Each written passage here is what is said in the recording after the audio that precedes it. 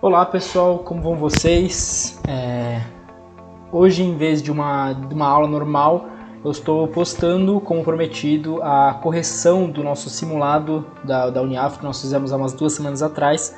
Prometi na semana passada, não tive tempo para gravar e editar o vídeo, então eu estou fazendo isso essa semana. Então, sem mais delongas, vamos aos exercícios, que no caso, na minha matéria, que é História Geral, eram apenas 3 exercícios. Os exercícios acabaram sendo divididos entre os professores, então no meu caso ficou só 3 exercícios da minha matéria.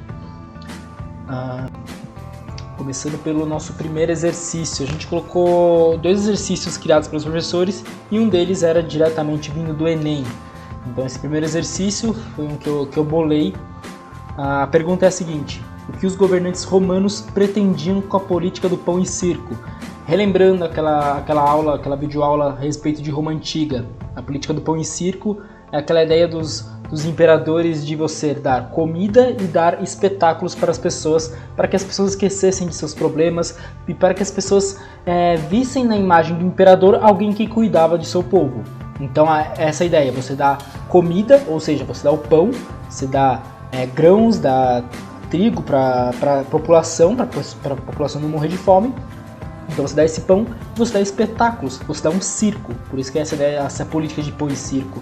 Os espetáculos, no caso, eram aquelas lutas de gladiadores que rolavam nos coliseus, nos grandes campos de espetáculos romanos. Então rolavam guerras de gladiadores, lutas de pessoas com animais, lutas até navais em alguns coliseus, alguns locais. Então essa é a política do pão e circo. Nessa questão, a alternativa correta era a D, que dizia que o pão e circo ela promovia a própria imagem do imperador, a imagem do governo, e ela mantinha aquela população sob controle, evitando reivindicações e revoltas. Ou seja, você dá esse pão e circo para as pessoas vão lá, elas se mantêm ocupadas, você acaba com a fome das pessoas, elas esquecem dos problemas diários que elas têm. Aqui eu vou comentar cada uma das alternativas. A A, no caso, estava dizendo que o pão e circo ela procurava fazer a reforma agrária dos irmãos Tibério e Caio Graco. Eu comentei isso numa das videoaulas.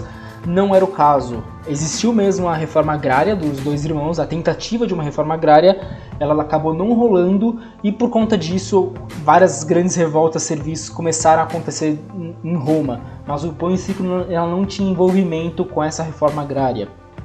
A letra B dizia que o pão e circo era para diminuir o preço do alimento para as camadas mais pobres da sociedade. Claramente não. O governo nunca vai querer ajudar a população mais pobre dessa forma. A questão C, levar a cultura romana para diferentes povos do continente. Isso não existiu na ideia de pão e circo. Existia a ideia de você levar a cultura romana para vários países, tanto é que a cultura romana ela era muito difundida entre os locais que eram dominados por Roma, mas a questão do pão e circo era uma questão especificamente da cidade de Roma. Era onde rolavam as principais revoltas e onde o governo precisava mais conter a população. Então era onde rolava mais a política do pão e circo.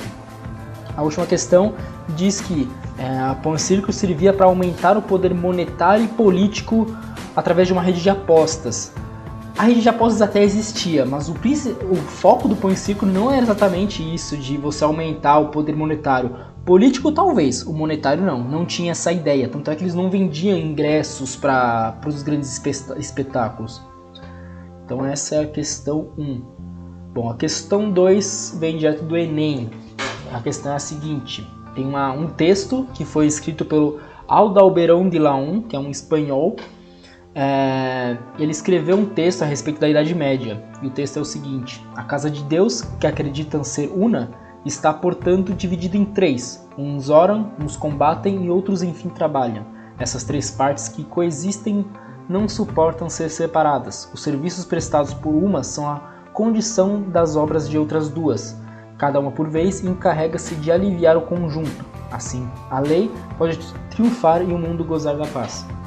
Aí aqui a pergunta: a ideologia apresentada por Adalberon de Laon foi produzida durante a Idade Média. Um objetivo da tal ideologia e um processo a que ela se opôs estão indicados respectivamente em...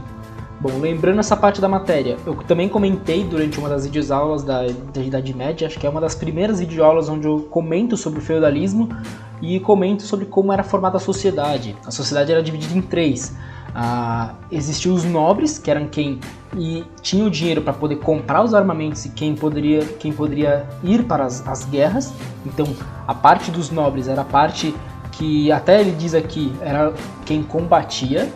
A segunda parte eram os religiosos, eram alguns nobres que tinham dinheiro para poder pagar o estudo e depois faziam parte da igreja, eram os bispos, padres, o próprio papa. Então essas pessoas que faziam parte da igreja eram as pessoas que oravam, elas passavam a vida fazendo isso.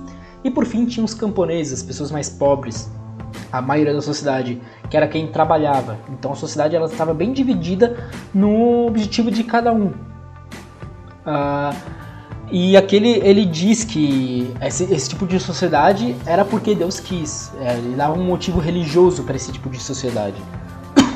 E ele dizia que uma não poderia existir sem que a outra existisse. Tanto é que se o nobre queria ir lá combater, ele tinha que ter um plebeu, um camponês produzindo comida para ele poder sobreviver. Mesma coisa religioso, se ele quisesse continuar orando, ele tinha que ter um camponês lá para fazer a comida e um nobre para poder defender a sua igreja. Mesma coisa o camponês, ele não poderia estar lá produzindo comida sem ter uma pessoa orando a Deus por ele e sem ter uma pessoa, um nobre, defendendo suas terras.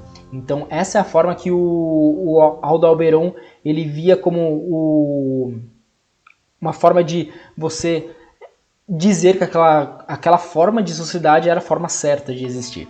Então aqui a alternativa que diz sobre as duas é a letra A, onde diz que a ideologia que o Adalberon ele estava defendendo aqui, ele justificava a dominação estamental, a dominação das pessoas nobres sobre as pessoas mais pobres. E o processo da qual ele estava se opondo eram as revoltas camponesas que começaram a existir ao final da Idade Média, onde os camponeses começaram a lutar contra os senhores feudais para acabar com essa forma de sociedade. Mais uma vez eu vou comentar sobre cada uma das alternativas. A B, no caso, ele não defendia você subverter a hierarquia social, ele fazia o contrário, ele defendia essa forma de hierarquia social e ele não estava contra, se opondo à centralização monárquica. Ele era o contrário, ele era a favor de um rei, de um monarca tomando o poder para si, porque esse monarca ele defenderia os ideais dos nobres, os ideais dos mais ricos, do qual o Aldebaran fazia parte. A letra C, impedir a igualdade jurídica, já também era uma coisa que não era um objetivo, uma ideologia a qual ele defendia. Ele não defendia igualdade entre as pessoas, ele mesmo dizia que ele queria que cada um tivesse o seu posto na sociedade. E ele não estava se opondo às revoluções burguesas. Mais tarde ele acabou apoiando essas revoluções burguesas porque elas defendiam também o que os nobres queriam.